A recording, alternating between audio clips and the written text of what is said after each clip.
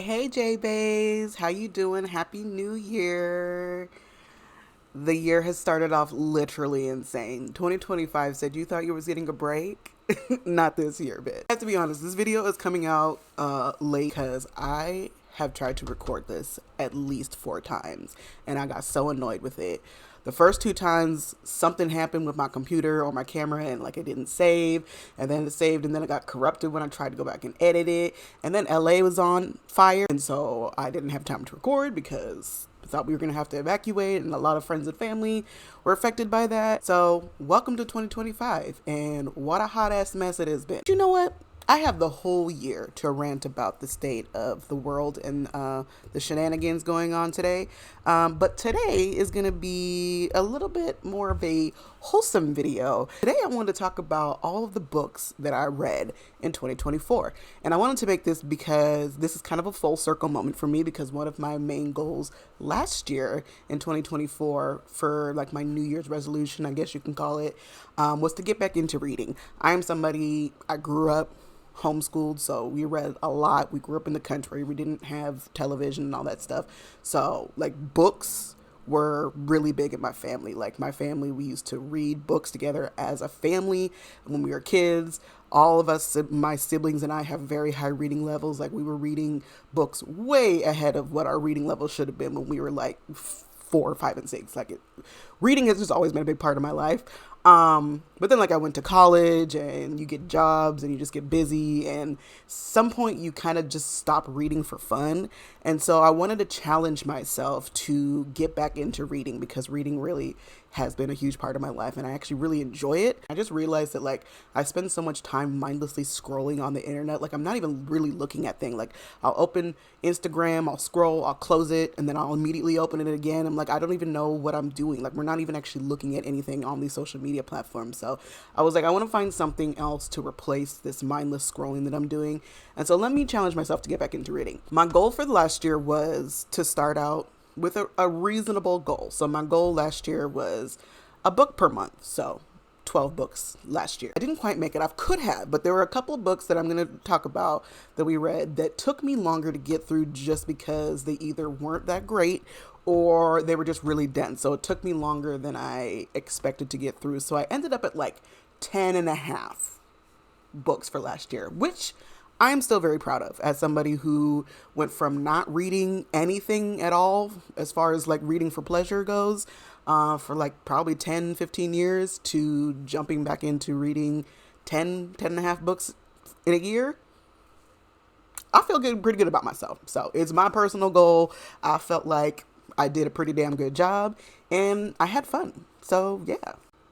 So I think the easiest way for me to go about this book review is to just go through the books in order that I read them last year. And so the first thing I did in January of last year, because I was like, I've been out of the book game for so long, I have no idea where to start. And I didn't want to start with like just rereading a bunch of my comfort favorites like the Harry Potter series or Lord of the Rings or Elizabeth Peters or Agatha Christie, like books that I've read a million times. I was like, I want to challenge myself to like actually pick up a new book and read it.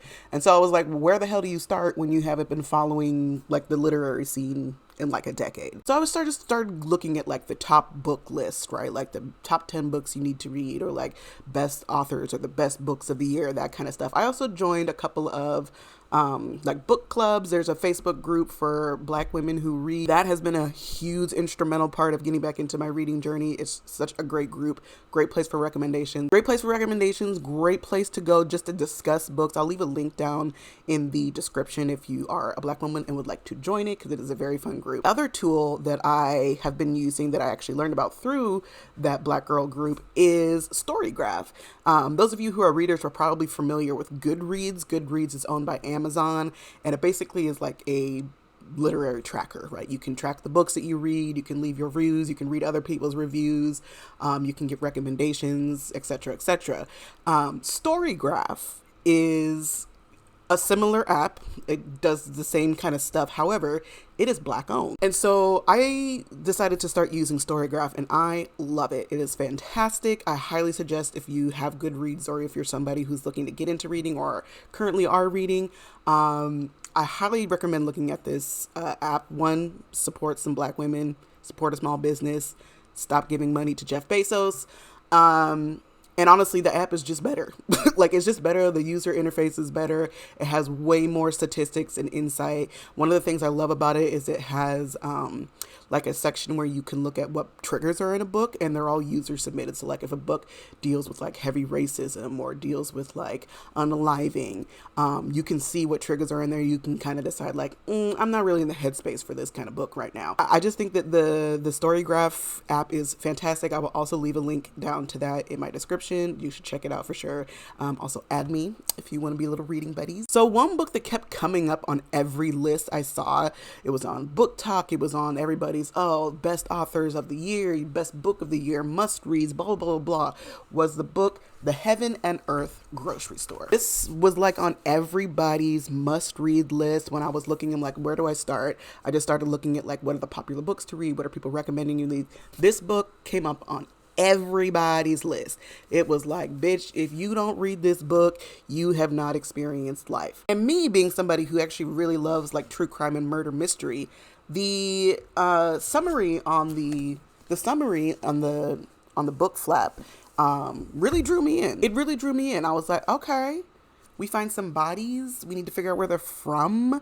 And everybody was like, oh my God, this will change your life. It's a cultural revelation. And blah, blah, blah, blah, blah. I was like, bet. And it's a Black author. Let's fucking go. What better way to jump in there for me? Unfortunately, this just did not live up to the hype for me. I don't know what we call Oscar bait, but for books, but this to me is that. It's not a bad book by any means. I don't think so. However, in my opinion, the writing just is not very good. And I also just can't really figure out who this is for. Now, when I was talking about this in the Black Girl Facebook group, I was very relieved to see I was not the only person with this opinion, but I am somebody that I believe that even if you are not the best writer, you can still have a very good story to tell. So I didn't want to do a do not finish, especially because it was the first book. I'm like, I can't start off my reading journey by not finishing a book. And there were aspects of it that I do think is good. I don't want to go through the plot and everything because I don't want to spoil it. If you do want to read it, however, it just didn't live up to the hype for me. I don't understand why it was on everybody's best of list. It wasn't that great. The narrative was really kind of inconsistent. There was a part, I wish I had saved this because I laughed so loud. There was a part in this book. So this book takes place primarily in like the 1940s, right? But the language and like the lingo, I guess, that the writer uses does not always match up with the 1940s. There was a point where I cannot remember the scene, but there's a point where the writer was like, yeah, this is the bomb. And I was like, are we in the 80s or the 1940s? Because this, it doesn't make any sense. I was really drawn in by the premise of this because I thought it was going to be more of like a murder mystery book. Like, okay, we learn this backstory. Basically, the premise of this book is that in the 1970s, this real estate company is like tearing down these old buildings in Pennsylvania to develop real estate, whatever. However, in one of these buildings that they're tearing down, they find a body. And so we rewind to the 1940s to learn about the history of this town in the modern day called Chicken Hill. And it's this little town, a little community that is primarily inhabited by Jewish people and Black people. And so the whole story is just kind of talking about the cultural clashes and the relations between the Jewish folks and the Black folks and how they were against odds at a lot of things, but they also came together as a community for a lot of things, which I think is a very interesting concept to explore. However, it just didn't really tie in together for me at the end. Like when I finished the book, I was like, okay, like that's it. We just done. Okay. And the premise of what is described on the book summary, like to get you to read it, ends up not really mattering. Like it ends up not even really being a point or a plot point of the book. And so it was kind of disappointing. It felt like I was drawn in on false pretense and then the story was about something else. It's like, why wouldn't you just say the story was about this community of Jewish and Black people and their hardships and how they worked together and how they had conflict and all that kind of stuff? why is it pushed as like this murder mystery book? Which is why, again, like, I think the way the author chose to just explore this narrative just didn't really work for me as a Black woman. And that's why I asked, like, who is this for? And maybe it's not for Black people. Maybe it's not for Black women. Maybe it is for white people. But it just felt like this didn't really hit the mark for me. I personally can't recommend it, but hey, it made all of these top lists, and so maybe I'm crazy. My rating for this is 2 shoulder shrugs and a yawn. Book number 2. This book was probably my favorite that I read last year as far as purely entertainment goes. This is a book that I found through Book Talk. By the way, welcome back, TikTok. They thought they could get rid of us, but we still here. But yeah, that book is called The 7 Husbands of Evelyn Hugo by Taylor Jenkins Reid. You guys have probably heard of this if you've been on social media at all within the last year. It was a very popular book going around with book clubs and social media. I was a little bit hesitant about reading this because I thought it was going to be more romance, and that was just me taking it literally by its cover, by face value. And I am not really a romance girly pop. I don't really care about romance movies. I've never really cared about romance books. And so I was very skeptical about reading this, but so many people recommended it. And I was like, this is a genre that I wouldn't normally read. And so what a better way to try to just jump in, because who knows what I like anymore. And let me tell you something. Your girl was hooked from page 1. This book is so good. It is so well written. It also is just like, this book is so good. It's so well written. It's lesbians. It's glamour. It's secrets. Yes. Everything that I need in a book to just sit, relax, and disappear into a world. This is it. And overall, like, it really kind of surprised me as like a very interesting narrative on looking what it's like to be, what it would have been like, I would say, to be a queer BIPOC woman in the 1950s, especially in 1950s Hollywood. So if you are not aware of what this book is about, basically this book is about a Hollywood icon, right? Think like Marilyn Monroe. She has been like this glamour girl for several years, and now she's finally in her elder years and she's ready to do like a tell-all book. And so she hires this journalist to come and write her memoir, her biography. So she hires this journalist to come and basically write her biography. So she's going to tell her story. So Evelyn Hugo tells her story, her from growing up in the 1950s to leaving the show business in the 1980s. And the big scandal, I guess, of her career was that she had 7 husbands. But it's not for the reason you may think. And that's kind of where the mystery comes in, and the character development. I will say one spoiler, she's a lesbian. And so each of these 7 husbands have like a very specific reason for why she married them. And the whole book is just kind of going through exploring her life as like a glamour girl who is Latina, but had to erase that part of her to make it in Hollywood, right? She had to be this racially ambiguous, seemingly white passing woman. She had to change her name. She had to hide her sexuality because being queer in the 1950s is not cool. Like, especially in Hollywood, how everything is so calculated and all these relationships were like created as a facade for their image and everything. It's just such a good book. It's such a good narrative on like what Hollywood has become and what it does to people, especially back in the day. Like now it's a completely different playing field, and don't get me wrong, a lot of this stuff still happens, but especially in the early days of Hollywood. But yeah, this by far my favorite book that I read last year as far as entertainment purposes go. Is it groundbreaking? No. Is it gonna blow your mind? No. But it is a very fun read. And I really enjoyed it. It's one of the books that I probably would read over and over again just because I enjoyed it that much. So my rating for this is 5 lesbians at a Janelle Monáe concert. Have you ever hated a character so much that it made you want to jump through the pages or through the screen and just choke them out? Well, Yellowface is that book. Okay? By R.F. Kuang. Sorry if I'm not pronouncing that right. But this book, let me tell you something. This book will make you want to hike up to the nearest volcano and throw this book into it. But that's the point of the book. This book is supposed to piss you off. You are not supposed to like the main character, which is such an interesting stance to take, because so many books, like I would say the standard template of a book, right, is that you're supposed to like the main character. This bitch is insufferable, okay?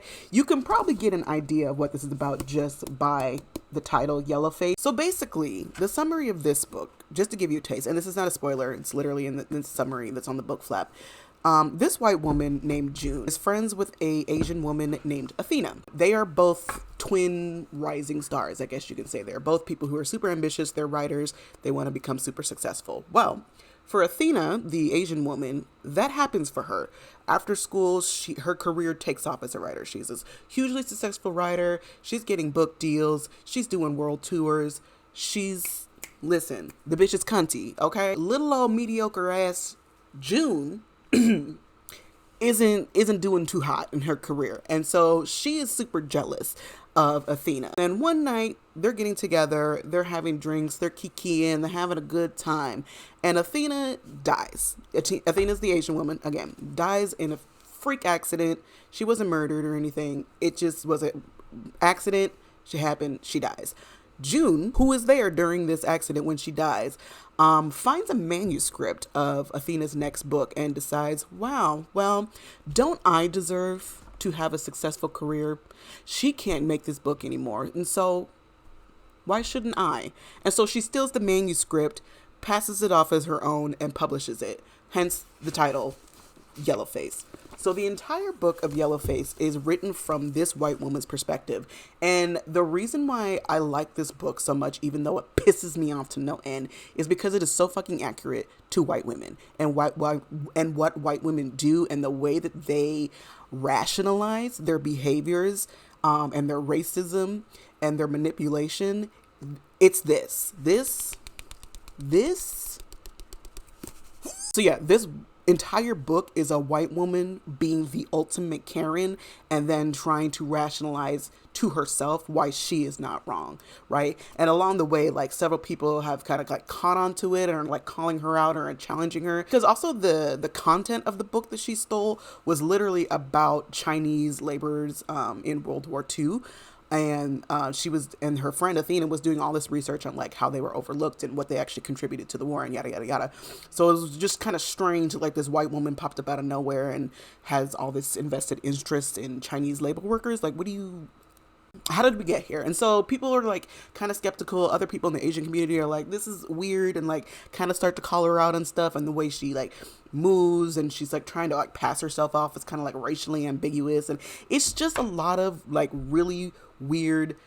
It's not even weird. It's just a lot of like just straight up racism, microaggressions, a lot of manipulation, a lot of tactics that white women use today in the real world that we have all experienced, put into a book that really tells her about herself. And I think it's so frustrating because most of us, especially if we are people of color, have literally dealt with white women just like this. Especially if you're active on social media, because they be all up in your comments. Like, this book is just so incredibly well written. It is such a good commentary of white womening. I highly suggest white women read it, but it's also just a really great book for anybody to read. Like I said, you're not supposed to like this character. She's gonna piss you off, like, immediately, because you'd be like, girl. Every time listen, let me tell you something.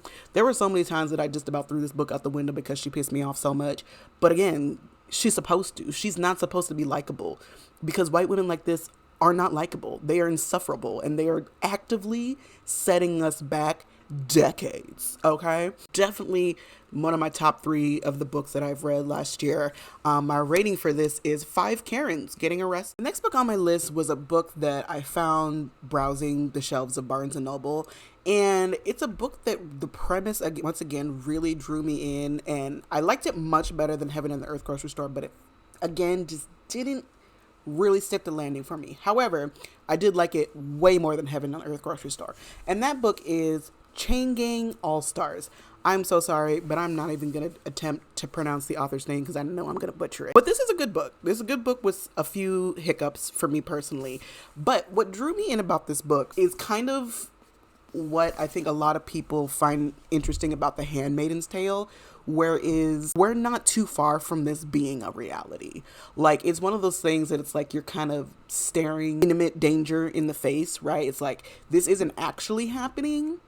But if it was announced tomorrow that this is going to happen, I would not be surprised, right? The premise of this book is basically looking at what if American prisons were corporatized. And what's interesting about that is that it's kind of already a conversation that's happening in real life. Like, the private prison industry is for profit, right? It's literally just for profit. And so that's why there are people who are targeted more, because they need to keep those profits up. They need to keep those quotas up.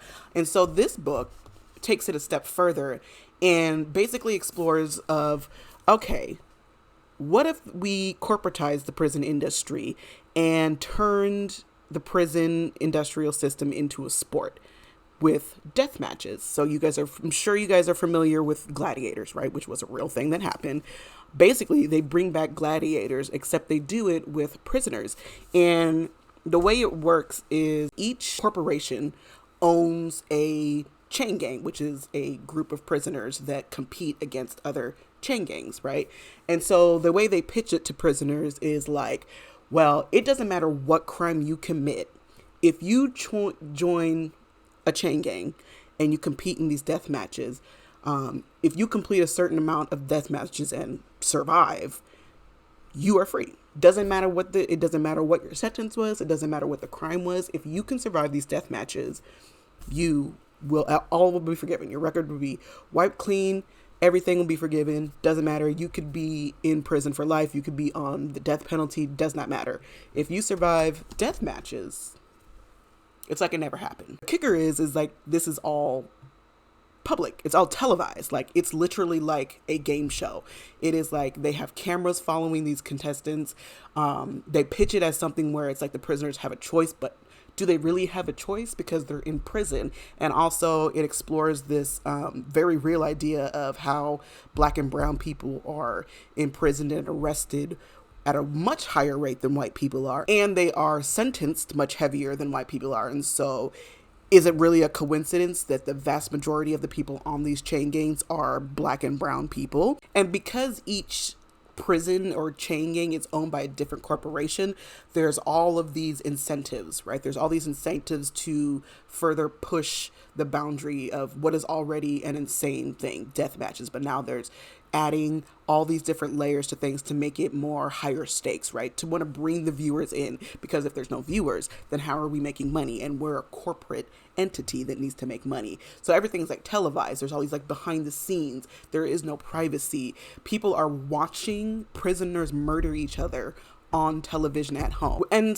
this is where it kind of lost me, not because it's bad, but because there are way too many points of views to keep track of. I think if it had stuck with following the prisoners and the prison system and exploring that, I think I would have liked this a lot more. But where it lost me is it diverts into like a million different point of views, which is interesting to look at, right? It's very interesting to explore. So like what I mean by that is like, for example, there are obviously people who like regular citizens that like think this is incredibly fucked up. And so there are people who are actively like trying to get this system shut down, right? There's the protesters, right? The people who are fighting against this. And then there are the people who have stakes in it, right? Because they're corporate owners or they're CEOs or they have money invested in these companies. And so they want to see it continue. And then there are the people who are just like the moderates. They're just like, well, that's just the way things are, right? And so what do you want us to do about it? That's just, that's just how it is. It's very interesting to look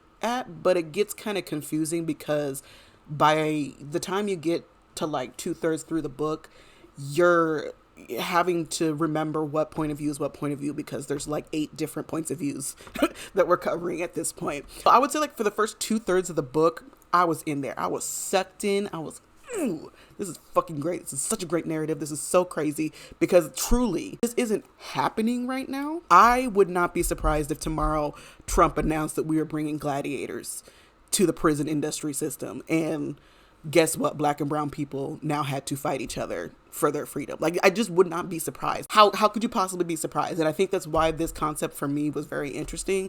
There's just a few things that I think didn't quite stick the landing for me, that brought it down from a 5-star for me. The other thing I will say, I am somebody who typically prefers a physical book. I do like to read a physical book, but I will say the audiobook for this is pretty damn good. When I get to when I got to like the last third of the book, I'm not gonna lie to you, it was so confusing to me, and it was so hard to keep track of all the different points of views and all the different like side quests that we were exploring, that I almost did not finish the book. And then it was right about the time that Spotify launched their audiobooks, and so I decided to just try it out.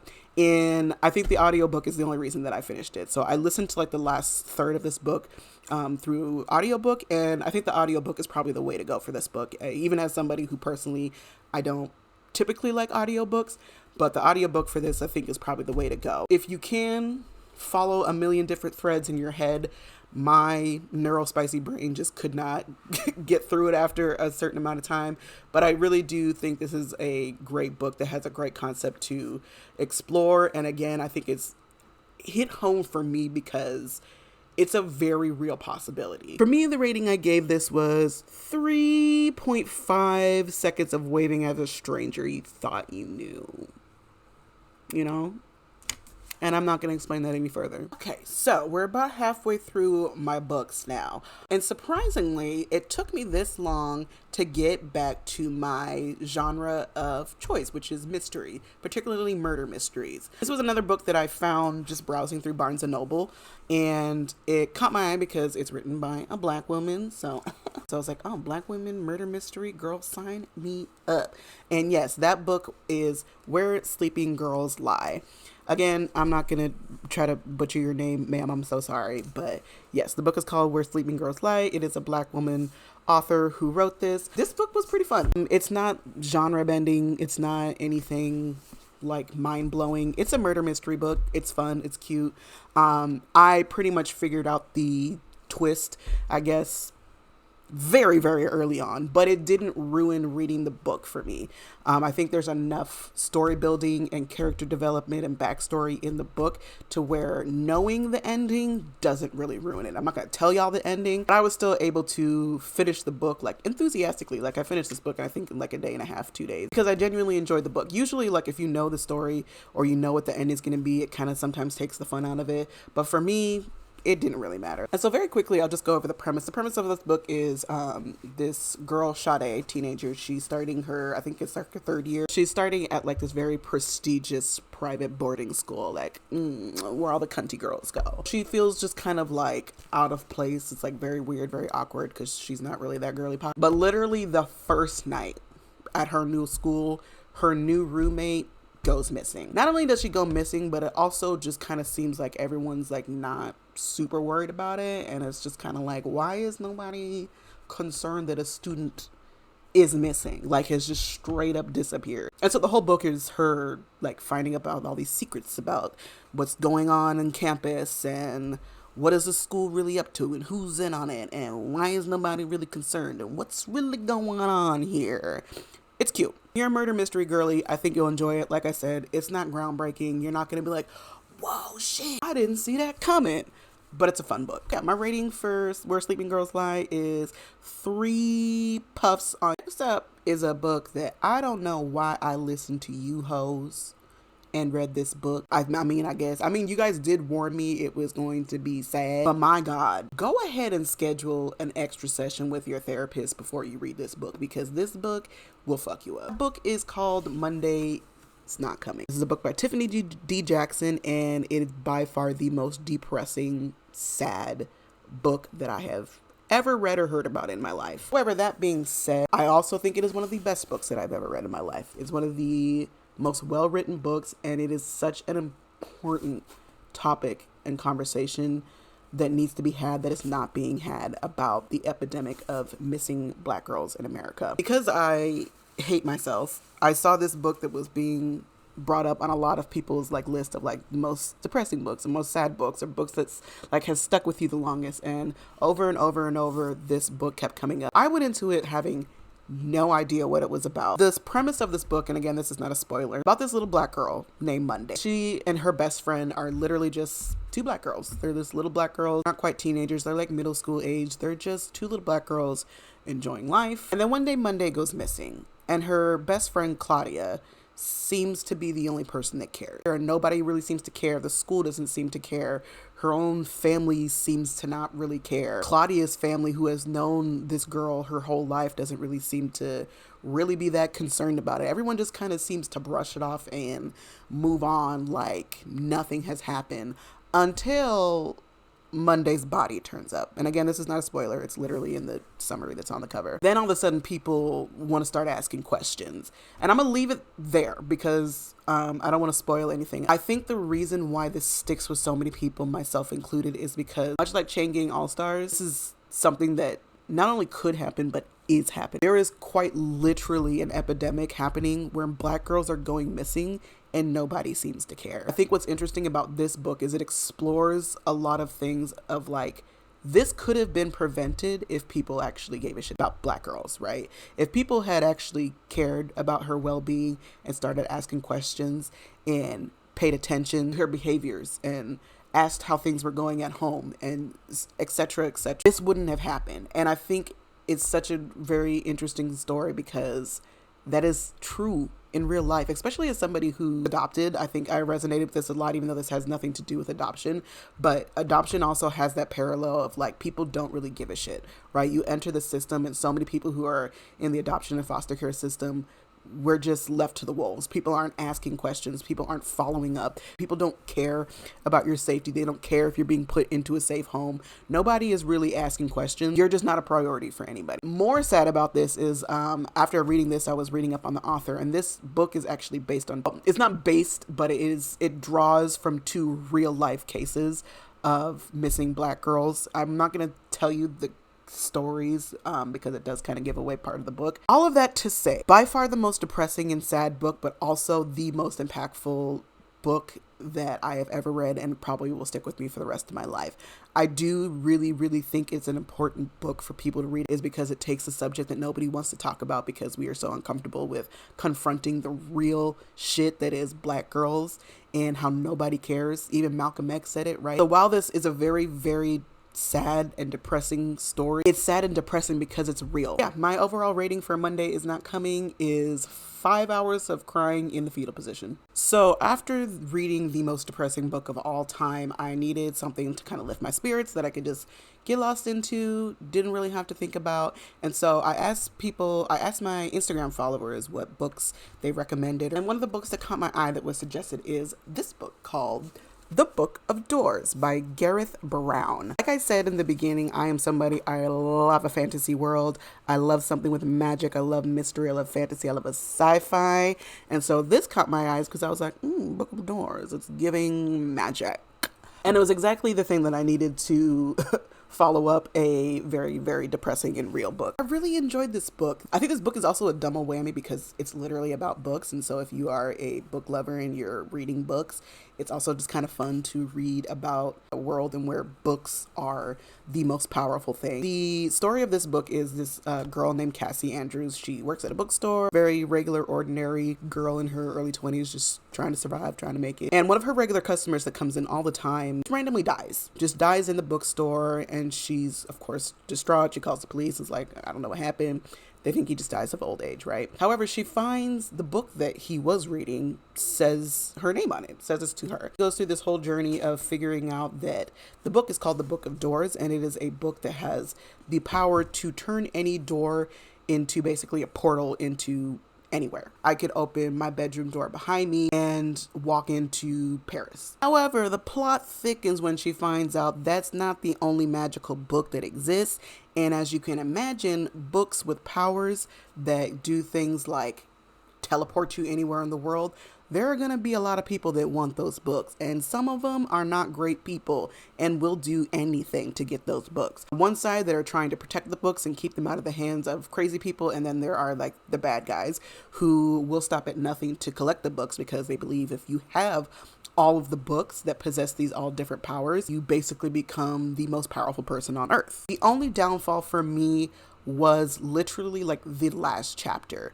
Like a lot of character building and development that I thought was very interesting, and one of the plot twists in there, but then they didn't really do anything with it. Literally, like the last chapter, I was hoping that we would like wrap up some loose ends. It was like, well, this happened and this is how this happened, but then it didn't really like wrap up the rest of the story. It's like we had all this build up to this reveal, but then you didn't pull the bow on it. The very ending of it left me a little disappointed. It left me with a lot of questions that I still had. But overall, still a fun book. It was just a little disappointing with the ending, but I still enjoyed it. I thought it was a great book to just bring your mind off and escape into.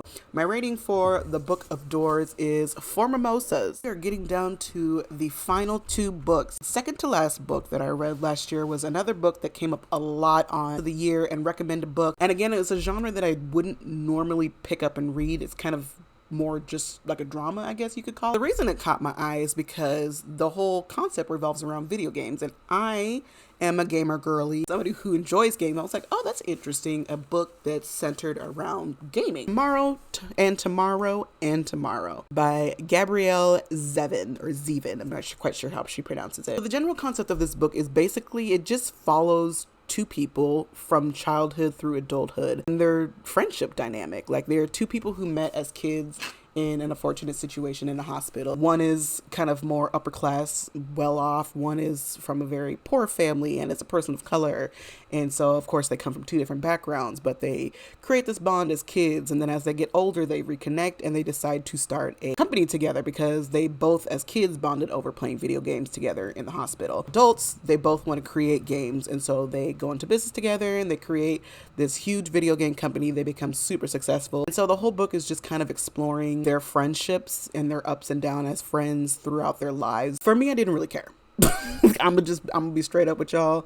I think this is why I don't typically gravitate towards these genres of books, is I just don't care. Guess I can understand why this would appeal to a lot of people. So much of this I just didn't care about. Girl in the book in particular, Sadie is her name. She was very annoying. I don't know why anybody would want to be friends with her in the first place. She's the white woman who's also very privileged and comes from a rich family. But also, the guy is no walk in the park either. Like, I found both of the characters to be highly annoying. Like, if you don't care about the relationship because you don't care about the 2 characters, then the book is kind of pointless for you to read. I think I can understand why it would appeal to some people, but for me, it just was not that girly. My rating for Tomorrow and Tomorrow, 3 snores before you wake yourself up from the noise.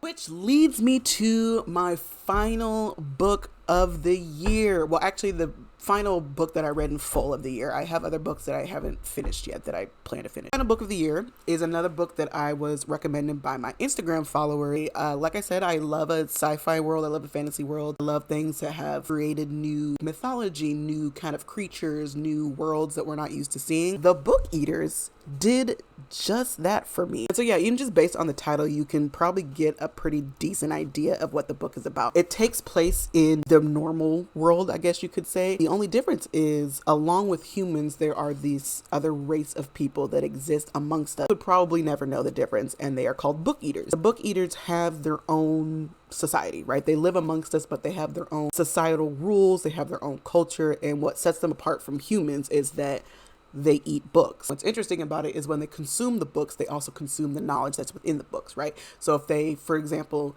eat the dictionary, they now have the full knowledge of the dictionary. But what's interesting about this book is it kind of takes it a step further, where their own hierarchy and their own political system and their own society and their own culture, and even within their own society, there are people who don't agree with the way things are being ran or the traditions that have been put in place for hundreds and hundreds of years, right? And so even within their own society, there are rebellious people. That book follows one person in particular. Comes from this family who's like very respected in the Book Eater community and is like very high up, is like one of, like, I guess you could kind of call it royalty. But one of the things within their society is that the women are always married off to people solely to produce offspring. They have to leave those children and then they get married off to somebody else, which is pretty fucked up. You would maybe get married off to somebody at like the age of 16, you would give birth, you would stay with the child for like maybe the first 2 years, and then you have to leave. So it's a very interesting dynamic because like in this society, women are highly valuable because they are the only people who can reproduce, and the numbers of book eaters are dwindling, and so they highly value the women, but it's like they at the same time they're highly valuing and highly protected, but they're also like the lowest on the food chain, right? They don't have any rights. So the book follows this one girl in particular who's kind of always been rebellious. She isn't really feeling the idea of leaving her children. She's like, this is my child, I'm attached to my child, and it's kind of fucked up that y'all want me to just abandon my child. Like, she's like, I'm not about that.